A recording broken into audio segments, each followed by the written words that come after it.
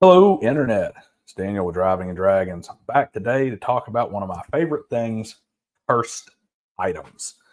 Now, first, a quick prep. Cursed items do not just have to be a D&D or fantasy thing, okay? Cursed items can easily be in any other genre. They just take a different form. A cursed item is, in a sense, a trap. It can be a gun that is intentionally designed to fall apart when you pull the trigger, or is intentionally designed to where it jams every time you fire it. It can be any number of different things where they're just designed to not work as intended or otherwise have some significant drawback to the player. So it doesn't matter if it's Traveler or Cyberpunk or Westworld or really any genre of game. You can have cursed items simply because they are functionally an item that the player does not know does not work as intended. You can think of them in a lot of cases as a trap item. And then there are some other nuances that only really work with magic, but as a general rule, that's what they are. They're either a trap item or they are something that is designed to not function as intended for a purpose other than the one intended by the wielder. So we're going to take a look at two videos today. One from good old generic Jenny D to see how she works out with cursed items herself. Though, to be honest, and I don't expect a lot because her complete misunderstanding of what player agency is, along with her obsession of player catering, I'm not sure is going to jive with wise use of cursed items or wise design. So we'll see. And then the second one is from Master the Dungeon, which is a channel dedicated towards teaching game masters how to do different things, particularly in a D&D context. But I've always found Master the Dungeon to be a very effective channel. So let's have a look-see and see what we get here. And just so you know, I'm not sure if it's going to pick up on the mic or not. I do have some background noise, unfortunately. I've got a fan that I'm going to have to pull out of my computer and oil the clutch in it here sometime in the near future because it's starting to get a little bit of a whine. So let's get kicking. Hey fiends, want to see my new cursed dagger? This guy deals 1d6 poison damage on top of its normal 1d4 piercing, but if I don't land an attack by the end of my turn, I have to stab myself. Isn't that fun? I love cursed items, which is why I've written so many of them into my own D&D supplements and adventures, but I also understand why some people don't. One of my friends played in a game with a DM who really loved cursed items, so much that it seemed like half the magic items they found were cursed. They'd pick up a sword in a dungeon and suddenly be compelled to attack the rest of the party members, unable to stop until they were knocked out. Or they'd loot a ring off of a bad guy and have to start making hourly saving throws that reduced their max HP every time they failed. It didn't take long for the whole party to learn their lesson and just stop picking up loot at all. Eventually, my friend left that game to find one where they could actually collect rewards for their wins. I'm just going to be like press X'd out here on that one. I think that is things that didn't happen for 400, Alex. That could be a player exaggerating things or following the 97.3 rule. For those that don't know what the 97.3 rule is, when bad things happen, even if they only happen 3% of the time, you have to talk about they always happen. And that if good things happen 97% of the time, during the 3% they don't, they never happen. Good things never happen. They happen 97% of the time. Bad things always happen to me. Not really. They only happen 3% of the time. And that's just how things are portrayed. So giving her the benefit of the doubt on that. But this could very easily be somebody who put 2 cursed items in a campaign that had 20 different pieces of magical gear given out. And, oh my God, it's all cursed. We got to run away from everything. We don't want to use anything because it's always cursed. Also, a lot of this depends on the nature of the world, how the curses were used. There's so many different things that play into whether or not that would have been good or bad cursed item use that you can't tell at all based on this little clip that she's giving and this little piece of information. It could just be that her friends, like her, are obsessed with players always getting their way, and they just got pissy that they got a sword that happened to not be as perfect as they wanted it to be. But we'll never know. That said, any kind of story like that, just like any of these terror DM horror stories that you see crop up on Reddit and being read out loud on YouTube by people from Reddit,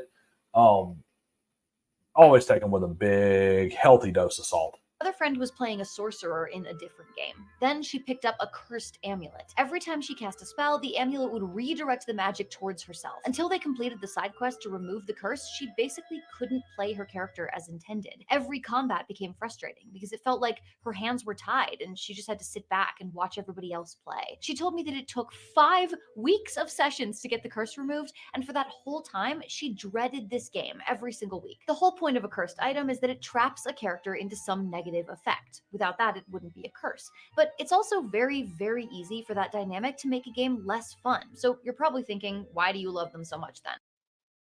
All right, so that just comes across as whiny player syndrome to me. Sometimes curses should be really bad. And what you've got here is, oh, she couldn't play her character as intended. Yeah, that's what a curse does. How about this? Why did she put this amulet on in the first place? Why did she put it on without first looking into its effects? Now, it could be just a horribly, poorly designed cursed item. It could just be one of those situations where it was deliberately set up as a really bad trap on the metagame side of things. But even then, a good curse is a good trap. But she couldn't use her spells. Her spells backfired on herself. Why isn't she thinking of creative ways around it? Is it a pain in the ass? Is it a problem? Does it become an irritant every single time? Of course it does. It's something that's meant to be a problem. But half of the fun of this, all of the fun of Dungeons and Dragons or any other tabletop role-playing game is reacting to situations and overcoming adversity and addressing conflict. And you can't have conflict where one side just gets their way all the time. Besides the fact that they have a great aesthetic, of course. When done right, cursed items can be an amazing addition to a game. They can make fantastic adventure hooks, they can be a key part of delivering important lore, and best of all, instead of taking away your player's agency, they can be used to give players a consequential choice. Okay, so she was so close. She just had a whole list of really good things and capped off on one where she wrote it. She's absolutely right. They can be a fantastic quest hook, player hook. They can be great for character building. They can add flavor, and they can be used to introduce lore and storytelling into your world. They can provide a backstory where you don't have to use exposition to explain what's going on in history and that sort of thing. They can show you a dynamic. But when she gets to player agency, just once again, she doesn't understand what player agency is. Player agency means that characters have a choice. Players have a choice in what their characters do. It does not give them a choice in what happens to them. They have agency in their actions, not the consequences of those actions. And what we're going to see guaranteed 100% is her complaining that cursed items don't allow her players to choose whether or not they want to have something bad happen to them. Once again, when an orc hits you in the face with an axe, it is not taking away your agency because you didn't want to get hit in the face with an axe. In short, they can be powerful tools for storytelling. So let's talk about how to make cursed items a hit for your campaign. Oh god. Oh god! To understand how to do curses right, we have to first understand when and why they go wrong. And I'm going to kick it off with a hot take. The rules for curses in D&D are terrible and make curses bad. Sorry. In case you aren't aware, here's how curses work in 5th edition. Any given item might include a curse section in its description, but this information is not provided to the player just yet. The Dungeon Master's Guide specifies that most methods of identifying items, including the Identify spell, fail to reveal a curse. Players don't learn the curse's effects, or even that the item is cursed at all until they attune to it, at which point they can't unattune without first breaking the curse. Once you're attuned to a cursed item, the solution is either boringly simple or a huge pain in the ass, depending on whether or not your party has hit 5th level yet. That's because there's a 3rd level spell available to clerics, wizards, paladins, and warlocks called Remove Curse, which allows you to unattune from the item. There are a few Okay. I don't see a problem with these rules. Like, this is one of the few places where 5th edition doesn't bother me. I don't particularly care for attunement on every magic item, but at the same time, that does provide a mechanic that forces them to keep using the cursed item and not being able to just say, oh man, this sword is cursed. That's because I'm going to put it in my pack and never use it again until I find a way to take the cursed part off of it. I don't see a problem with any of these rules. If anything, the only rule I have an issue with is a 3rd level spell should not be able to solve every curse. I'm not a big 5th edition person. I don't know the spells backwards and forwards. I would have to look it up.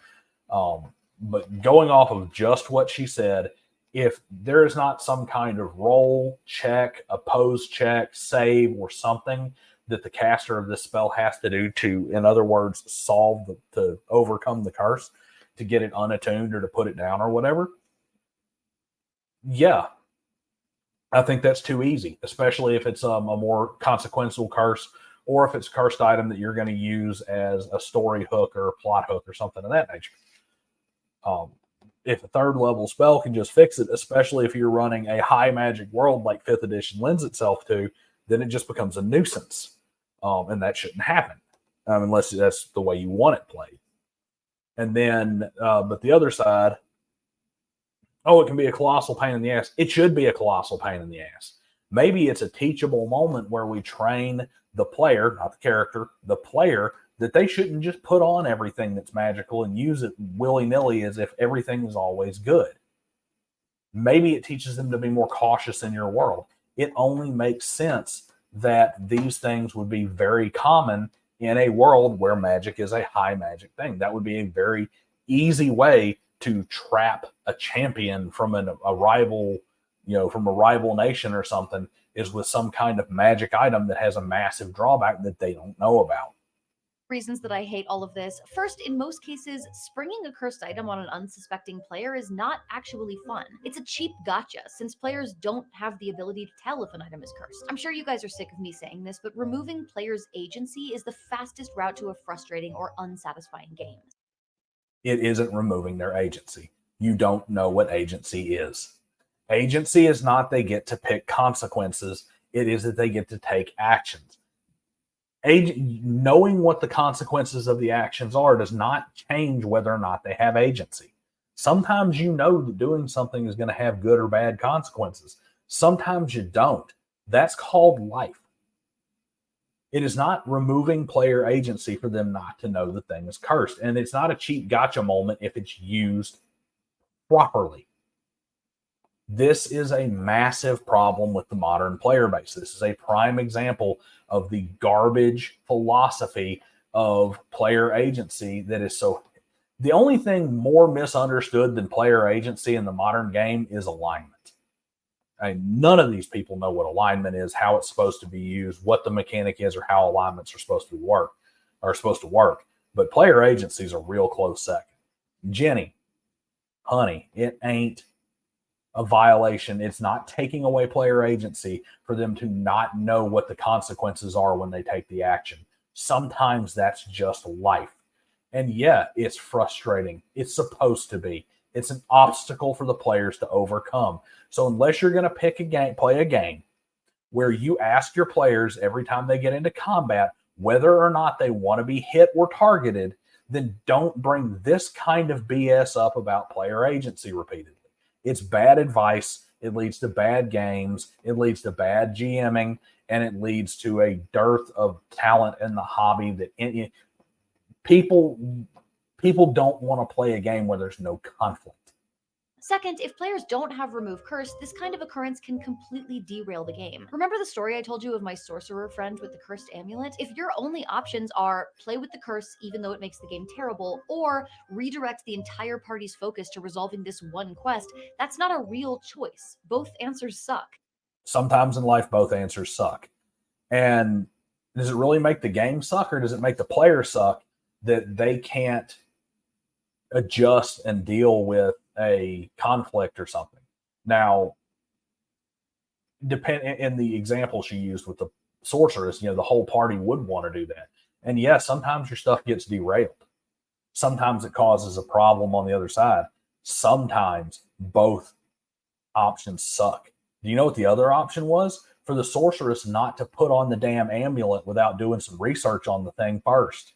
And third, if players do have Remove Curse, then the entire ordeal is completely disposable. You get the players' hopes up that they've gotten a cool new item, then they attune and learn that it's cursed. Maybe the curse actually triggers once, and then somebody uses a third level spell slot and the whole thing is over. It could literally play out start to finish in 5 minutes. Even if you somehow fix the rules, and don't worry, we're getting to that, the actual effect of the curse can also turn your campaign into a nightmare. For example, I strongly caution you against curses that rewrite a player's character. As the dungeon master, you control most of the game. The only thing that players get to control is their own character. Don't take that away from them by sticking them with a cursed item that changes their whole personality against their will. Likewise, I don't recommend curses that are present at the table 24/7. A curse should come up sometimes in certain situations, not during every moment of play. It might be funny if a cursed item knocks the wizard's intelligence down to 5, but is it going to be funny for 5 whole sessions? Thankfully, it is fully possible to use cursed items in a way that makes your game better, not worse. My 3 simple rules for cursed items after the break.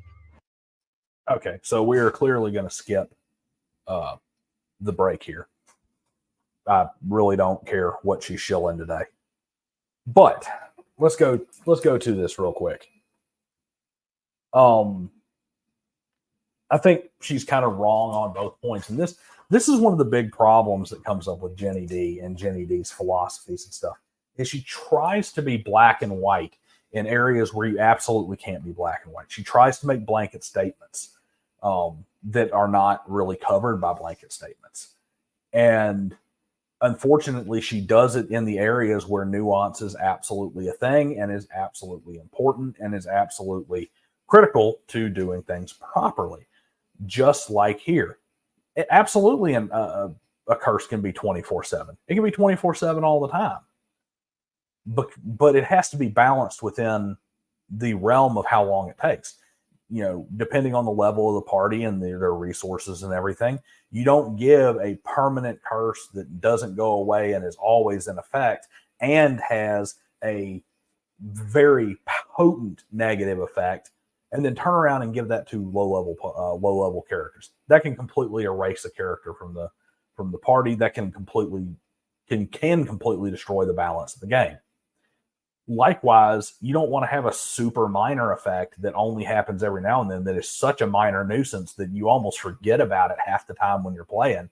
Or, you know, your player says, you know what, I'm just going to take the minus all the time, even when it's not triggered, because it really doesn't matter. I don't have to keep track of when it's triggered. Things have to be, have to go back and forth, but there's a place for both. There's even a place for a crippling thing like, oh, your wizard's intelligence is now permanently 5. Until you resolve this curse. Can it be funny 5 sessions? It may not be funny, but you know what? It may be a massive conflict that the party needs to resolve that leads to a tremendous amount of good play and may even be the onus for, say, that wizard to multi-class as a fighter or something like that can really play into a character's backstory or the way they want their character to go and can do some great collaborative storytelling. But all of that is going to be thrown to the wayside for her obnoxious player agency stuff. Even where she said, don't let it, make major drastic changes to your character's personality. I'm going to give her some credit that she said, I caution you on this. Because caution doesn't mean don't do it. Caution means, hey, you should think long and hard on this. And she's absolutely right. Depending on the time and nature of the game and whatnot, stuff like that can be extraordinarily disruptive and has to be handled very carefully based on your party and their thoughts and their views and based on where you're at in the story and based on where you are in the game and level and a whole bunch of other stuff. It requires some thought, but it doesn't mean that it's all bad. So let's get past her commercial and see what comes next. Cursed items in D&D with just 3 rules. First up, bring players into the loop. Just give them information so they can make an intentional choice. I know the rules say that Identify can't tell if an item is cursed, but guess what? There's no rules police. You can do whatever you want. You can let players identify curses, especially if you know that your players are not the type to handle that sort of surprise well. Or if you want something a little less extreme, let Identify tell them that the item is cursed, but not what the curse is. Or introduce a magic item that can recognize cursed items. Or an NPC who can give you information on cursed items for a fee. Now, I am not saying that you have to tell your players that an item is cursed. You can accomplish basically the same thing with good foreshadowing. In one of the games where I'm a player, we were exploring this ancient crypt full of restless dead who had been tortured and imprisoned. Hanging on the walls were these tapestries made of human flesh carved with gruesome warnings. So yeah, when we found the +1 sword that continuously dripped blood, I think we were all prepared for it to be cursed. All I'm saying is give them a chance to weigh the risks and rewards before they attune to it. That way. This is shit advice. Okay. Once again, there's some little tidbits in there that can be used. You should absolutely have ways of determining it's cursed. But there's also a reason why you can't just, Identify tells me it's cursed, because that takes away not just the game rules reason to ever put on a cursed item, it eliminates the storytelling reason. Nobody would ever make cursed items in a world where it's that easy to understand cursed items or find out they're cursed, because they wouldn't work. You don't make cursed items because you want to use them yourself, and you don't make cursed items because if you make them to harm a opposing faction, the opposing faction isn't going to use them if all they have to do is snap their fingers and boom, they know. There should be some lore ways. There should be some people. I mean, the whole, an NPC who can tell you about it for a fee. Forget the fee. It's not a shopping trip. It's not a video game where we go into town and walk up to the merchant and 25 gold. Make it something that they have to do. People they have to talk to, perform a service for. Roll it. Pay for it with a roll. You don't need to have, it's a person you can talk to who's the cursed items are us, cursed item emporium specialist in the cursed item library that costs 5 gold to get into. No. And while I'm the world's biggest on Rule 0, Dungeon Master's Discretion, and Homebrew, I really think that the game is 100% designed to be modified. That is why it is in every single book and every single game. Rule 0 is absolutely important. However, this is a bad use of it. This is a poor use of it. This is a use that stems from not understanding intent, not understanding implications, not understanding how it's supposed to work. And in her case, in a complete 100% quest to make sure that the players always get what they want. I'm playing cursed because it's my choice to overcome this. No, sometimes you don't get the choice. If they do decide to take a chance on the curse, that's a choice that they made. You might be asking, Jenny, if players know an item is cursed, why would they attune to it? Because they wouldn't, unless you're only using it as a balance against another ability. In which case, they're only going to do that if the curse is if the juice is way worth the squeeze. Which brings me to the next rule: create a real choice. If the cursed item only has downsides, then of course no one will choose to attune to it. So instead, make it hard to say no. Create a difficult decision by giving the item an upside that will cause the players to actually consider willingly taking on the curse. This doesn't have to be complicated either. I once played in a game with a barbarian who picked up a cursed +1 greatsword. The curse made it so that she was compelled to kill anyone who damaged her. And for many sessions, that just wasn't a problem.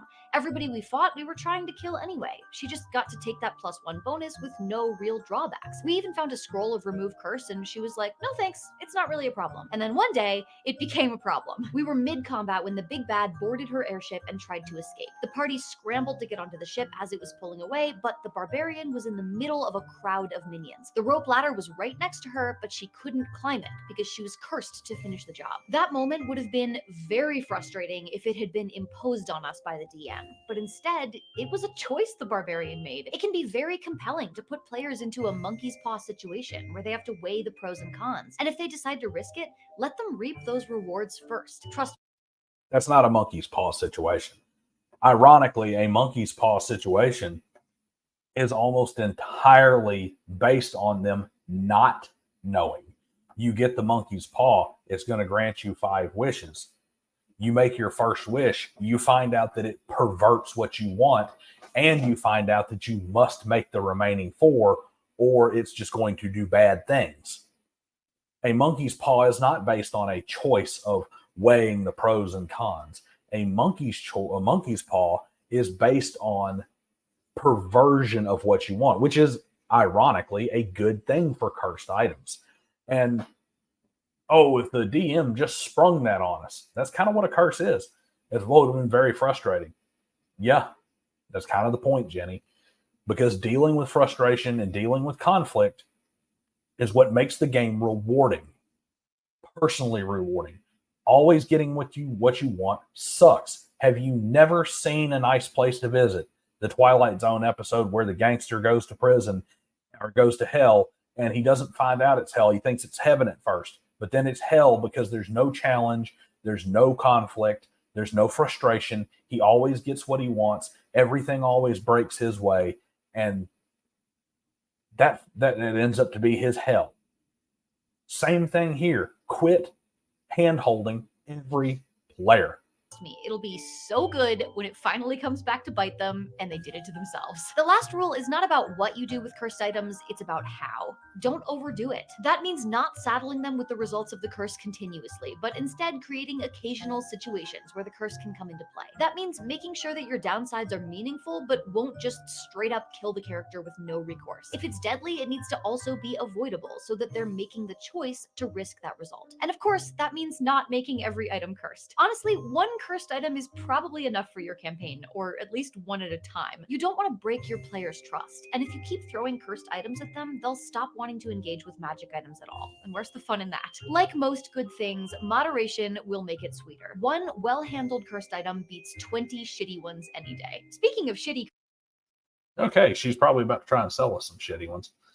So before we get into the next video, which is the one from Master of the Dungeon, this is once again a place where she's so very, very close to hitting the nail on the head, but still manages to find her thumb. Yeah, moderation. Moderation's a big deal. You don't want everything to be cursed, just like you don't want everything to be good. You've got to be careful. Your curses need to be balanced. And I don't know, I'm not saying that they need to be balanced with good things. I'm saying they need to be balanced to the party. They need to be balanced to the characters. They need to be balanced to the situation. You don't turn over something world ending unless you're basing the entire campaign on that one thing. You don't place a world ending curse that just starts sucking the souls out of everybody around them with a 25 DC save to a 5th level party or a 3rd level party. Just like you don't hand a 15th level party something that's like a minor nuisance that, oh, you now get -1 on all saves. Okay, and -1 in exchange for something that a 15th level character would actually want to use. You've given me a minor nuisance for powerful magic. It has to be balanced within the situation. However, once again, bad advice about it shouldn't always be active. Bad advice about the number, and then I just have a feeling that most of her magic items or cursed items that she has and whatever she's about to shell that she wrote, probably pretty shitty too. Just given off of some of the bad advice that she gave. So many kernels of truth in that video. So many near misses on good advice, just ruined almost entirely by this stupidity of how the modern player base is obsessed with misunderstanding player agency. They get it so wrong that even when there's good advice, they poison it with this obsession that player agency extends beyond just what choices the characters make in game. All right, so let's take a look at Master of the Dungeon real quick and see what we got there.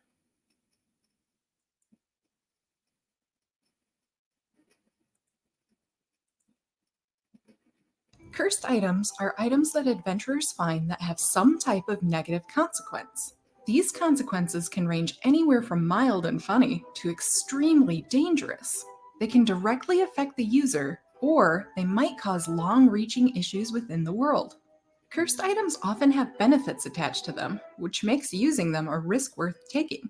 They may also have specific requirements that need to be met in order to use them. When creating your own cursed items, you can add a hidden drawback, which may be immediately apparent to the player, or have hidden side effects known only to the DM. Okay, so right off the bat, they're doing their introduction. You notice that there's none of this black and white nonsense, no always, no nevers. They show a scale. It can be inexorable doom all the way down to minor annoyance. And, stuff that the player doesn't know, stuff that the player doesn't recognize, stuff that the player doesn't come up with or doesn't realize until it happens. Right off the bat, even in the description of introducing cursed items, this good advice fills in every single major glaring error that Ginny D has put out. Some cursed items are so powerful that they have their own sentience.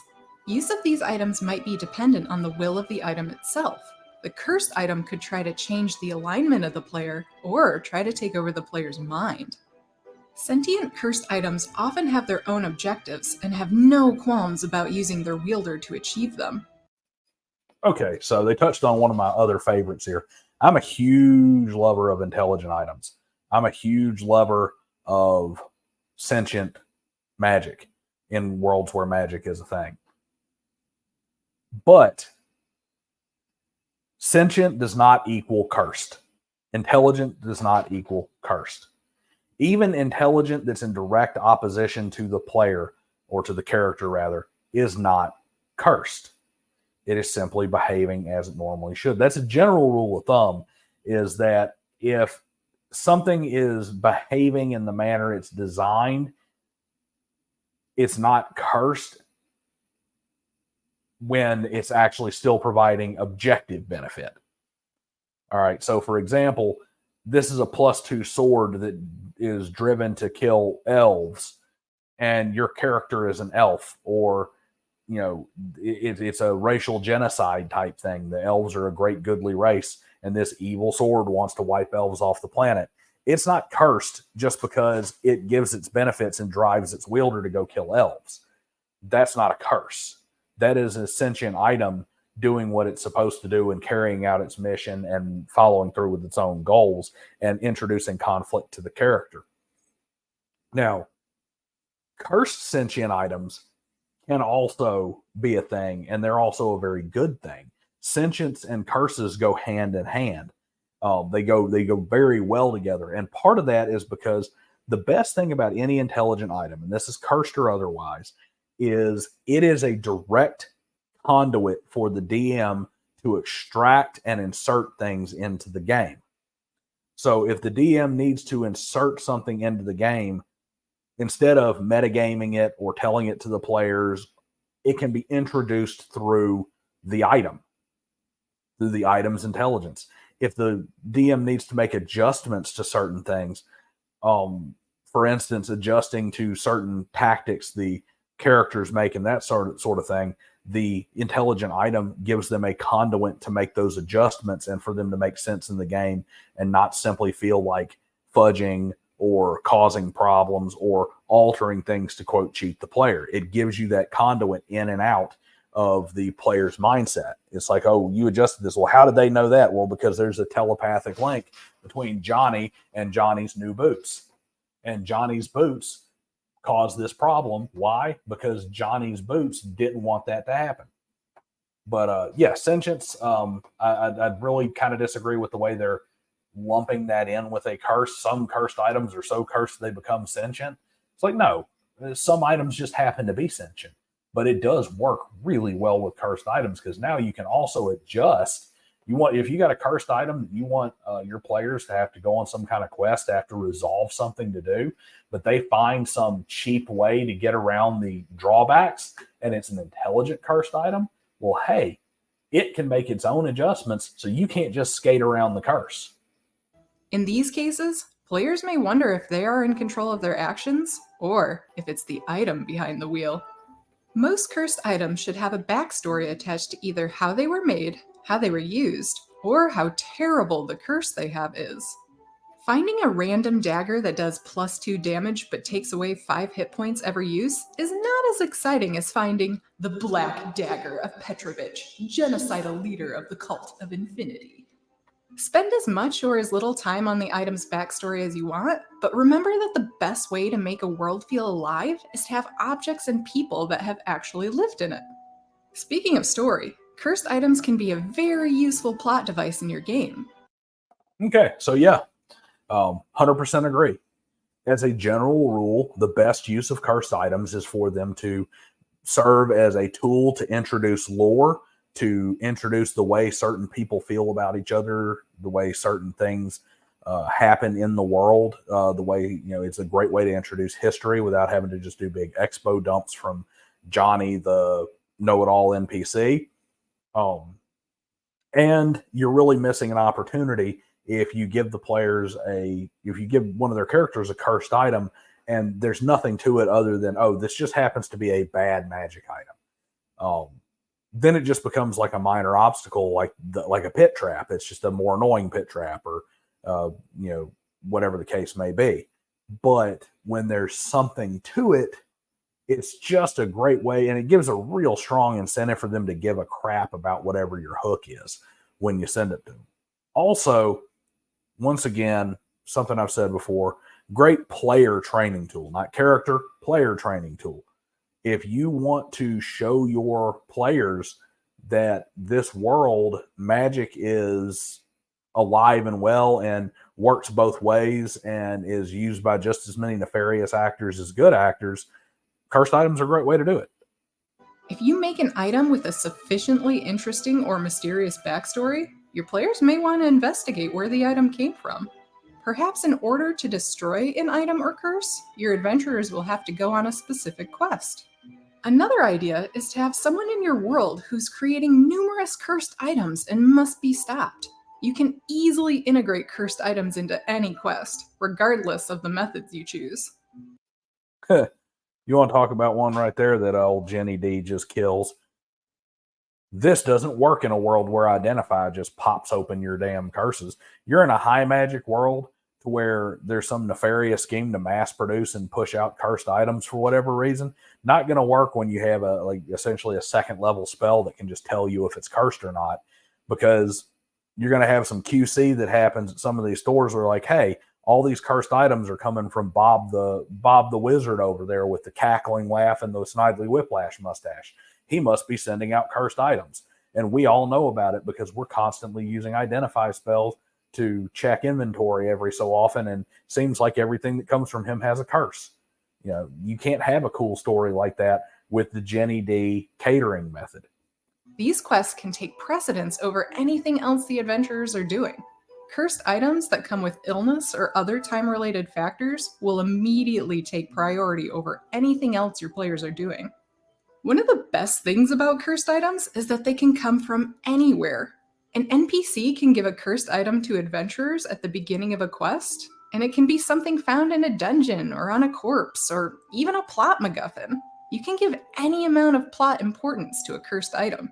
The curse could even come from the specific actions of a player. There's no specific formula you need to follow for making your own in-game cursed items, so make sure you have a lot of fun with it. Just remember that the best kind of cursed items are the ones that players want to use. It doesn't make any sense to make a cursed item that will cause something terrible to happen instantly or continuously without any benefit. Make sure the risks outweigh the dangers, or you'll end up making a bunch of items that your players never use. Now, this is starting to look like it's drifting into the mechanical side of cursed items. Like I said before, they don't have to be something the players want to use. They can just be something that looks like something the players want to use that then entraps them because it's intentionally designed that way. It's the difference between a weapon having extreme magical benefits and having drawbacks to balance those things out because of a lore reason where that was intentionally put in so that something too powerful wasn't there or didn't exist. And a cursed item that's literally meant to screw over somebody else, such as having a great and powerful magic sword given to the champion of your enemy, but it's really not a great and powerful magic sword. It pretends to be a great and powerful magic sword, but once he pulls it out, it's locked into his gauntlet. He can't ever put it away. He can't use any other weapon, and it has massive penalties or drawbacks or makes him slow or harms his allies or something of that nature. One is a cursed item that is a result of the chaos of magic or the will of the gods or a balancing act in the universe. The second is literally a deliberate item designed to harm another party. And you're not going to say, oh, well, man, we're going to give this massive drawback to the enemy champion. We better balance it out with some +5 to hitting damage. Similarly, if you make the risk too low and the benefit too high, you risk overpowering your players. Cursed items can easily add an element of fun to your game without being too punishing. Items with minor curses can have very useful benefits with a very low cost of use. Adding an element of humor to the curse is always a good idea. The goal is to make the players comfortable with the balance of the item's power. Here are a couple of examples. The Ring of the Emperor. This gold ring is inlaid with a beautiful opal. 24 hours after donning this ring, charisma-based skill checks have a +2 bonus. The Curse? Each time the bonus on this item is used, one item of the wearer's clothing or armor becomes invisible. The bonus decreases to -4 if all items of the clothing on the player are invisible, rendering the player completely naked. The wearer may remove the ring at any time, causing the items to reappear. So I wonder if on that one, if you take the ring off and put it back on, do the items that reappear disappear again? Or is that just a reset button? Me personally, I would say this is a pretty bad cursed item if it's the resolution is just, keep it in your pocket until you're ready to use it and it's always at full power.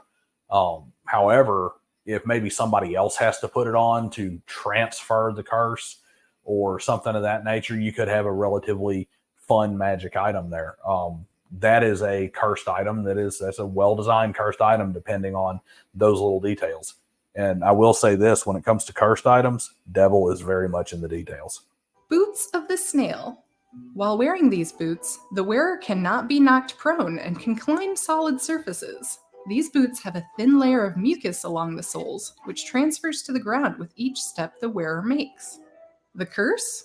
Decreases movement speed by 10 feet. Only a pinch of salt will remove the boots from the wearer. Items with medium curses are more likely to have heavier negative side effects. As such, it's not a bad idea to increase the benefit to make it more appealing. These items might be sentient and have their own motivations, which may or may not align with the player's motivations. In addition, these items may be more difficult to get rid of. But maybe you're looking for a very substantial, dangerous curse. It could be as serious as the item killing the wielder, dominating the player's mind, or sucking out their soul. If so, the benefit has to be so incredibly tempting that a player will take the risk of using it. These are the types of items that are more likely to have hidden negative effects known only to the DM. And, in classic curse fashion, the negative effects can reveal themselves at the most inopportune times. Moreover, these items may be near impossible to remove without heavy consequences or their own quest. If you're looking to understand the mechanics of how cursed items are created in 5th edition, or looking for some really crunchy rules to create your own, we've got a couple of links in the description for some step-by-step instructions. Use them to create items for your players so that when you curse them, it won't just be with words. Happy DMing! Okay, so very good stuff there from Master of the Dungeon. Way better than what Jenny D had to say. Way more balanced. Still some stuff I disagree with there. And just at the end of the day, a cursed item is just like any other magic item. If it's used properly, it works fantastic. If it's used incorrectly, it can be game breaking and just a terrible thing. And just like you can't have a give the player everything they want mentality when it comes to magic items, Like, I mean, I've had this happen in games before too, where it's like, all right, man, I've created my character. I'm giving you my character sheet. By the way, I've had my character sheet all the way out to level 20 with all the gear I'm going to need and stuff for this quote unquote build, even though we're starting at level 3. It's like, well, I sure hope you get that stuff, buddy, because I don't make worlds where you can just go buy whatever the hell you want out of the handbook at, Bob's Magic Items R Us, and you may not get this stuff. Just like you don't want to dump loot fairy all over your player, at the same time, you also don't want to coddle your players by taking all the negative consequences out of everything, taking away everything that actually matters by just neutering every challenge, including cursed items, by saying, hey, by the way, here's exactly what this item does before you decide whether or not you want to use it. No. If I were making a cursed item, I would never make a cursed item where I'm literally turning around and telling them, this is how the curse works. It would be a surprise, because that's the whole purpose of a curse. Anyway, like, share, subscribe, tell people about the video, point them in this direction. More importantly, jump down in the comment section below and tell me what your thoughts on cursed items are. And I will see you guys next time.